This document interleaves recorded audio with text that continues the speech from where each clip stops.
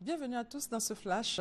Dans l'actualité, le 3e congrès du RDR, le Rassemblement des Républicains pour la démocratie. Le président ivoirien Alassane Ouattara sera investi aujourd'hui par son parti comme candidat à la présidentielle d'octobre. À l'heure qu'il est, comme vous le voyez sur les images, les Républicains de Côte d'Ivoire viennent de partout. Ils investissent progressivement le parc des sports de Trashville. Ce congrès va sonner le départ d'une large campagne pour la réélection du président Alassane Ouattara et nous y reviendrons avec le service politique. Le président Alassane Ouattara qui continue de donner le sourire aux Ivoiriens. Hier, le chef de l'État a inauguré le pont de Jacquesville, pont baptisé Philippe Grégoire Yassé, du nom du premier président de l'Assemblée nationale de Côte d'Ivoire, un fils de la région, deuxième plus grand pont de Côte d'Ivoire après le pont Henri Konan Bédié et d'une longueur de 608 mètres. La construction de cet ouvrage a coûté globalement plus de 20 milliards de francs CFA. Pour le chef de l'État, le pont de Jacquesville est un symbole politique fort car toute la lignée politique allant de Félix Houphouët-Boigny à Laurent Gbagbo en passant par Konan Bédié a envisagé de le construire.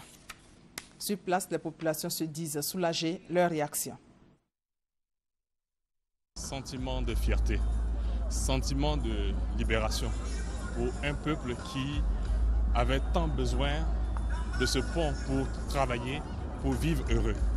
Nous sommes simplement très heureux et nous disons merci au chef de l'État. Jacquesville est une région balnéaire et quand on vous parle de l'inauguration d'un pont qui lie désormais cette région au reste du territoire, vous voyez que du coup, ça prend de l'ampleur. C'est l'activité touristique qui va prendre un essor incommensurable.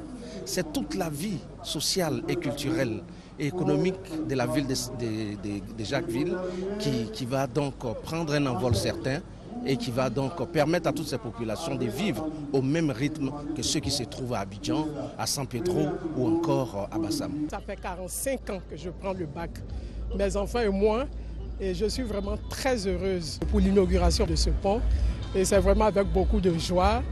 Je dis merci à tous les concepteurs. Jacquesville qui était coupé du monde entier est aujourd'hui relié à la Côte d'Ivoire. C'est une grande fierté et le président Alassane reste un grand président pour la Côte d'Ivoire. Et je pense qu'il faut chercher à ce qu'il fasse 2 mandats parce que c'est brave, il est bon. Ce pont-là relie presque toute la Côte d'Ivoire. Et nous souhaitons remercier le président de la République, son Excellence Alassane Ouattara, qui fait tous ces travaux-là pour aider le pays, pour aider les jeunes, pour aider toute la population dans son ensemble pour émerger. C'est une joie pour notre frère Troisa.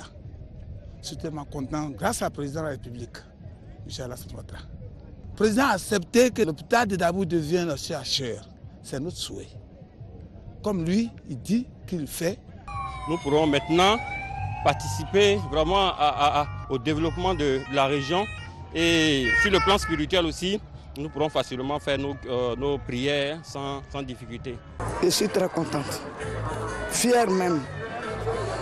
Et je remercie le président Ado et son grand frère Bédié, le président Bédié, les deux. Je les remercie. Que le Seigneur Jésus les protège les deux pour qu'ils puissent conduire la Côte d'Ivoire dans bon port.